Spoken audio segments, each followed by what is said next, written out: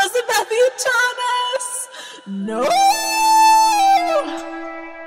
Here's a story about a sister by the name of Sastaliki. She really liked a ginger named Ron, but there was another guy who was sneaky. This guy had a name, it was HOMEWRECKER!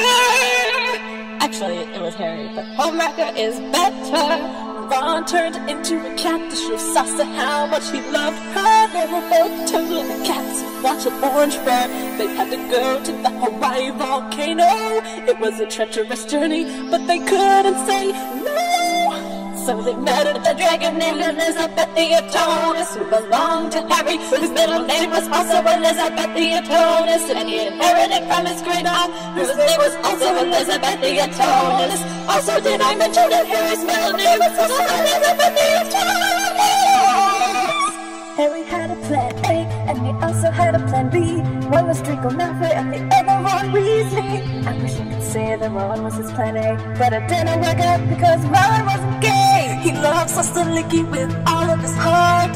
Even a cat form couldn't tear them apart. When they went to Hawaii to slay the big beast, Ron knew that his task wasn't small in the least. So they met a dragon named Elizabethiatonus, who belonged to Harry, whose middle name was also Elizabethiatonus, and he inherited from his great aunt, whose name was also Elizabethiatonus. Also, did I mention that his middle name was also Elizabethiatonus?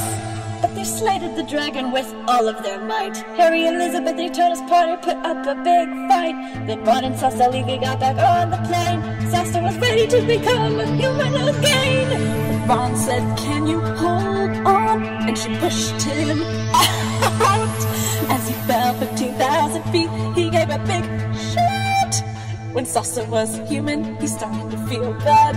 She didn't mean to hurt Ron, he just made her so mad. So they met a dragon named Elizabethiatonus, who belonged to Harry, whose middle name was also Elizabethiatonus, and he inherited from his great aunt, whose name was also Elizabethiatonus. Also, did I mention that Harry's middle name was also Elizabethiatonus?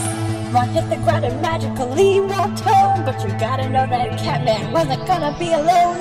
Hermione mixed him a capsule, but it didn't quite work. Harry was there the whole time, that homewrecker jerk. There came a knock at the door, who could it be? They all wondered. Is it the owner of the cave that we recently plundered? But it was Sasta, and she came to say sorry to her love. Even though he's a cat, their love soared like a dove. So they met a dragon named Elizabethiatonus, who belonged to Harry, whose middle name was also Elizabethiatonus, and he inherited from his great aunt, whose name was also Elizabethiatonus. Also, did I mention that Harry's middle name was also Elizabethiatonus? They were ready for school, they were ready to go, until in through the window an owl did flow.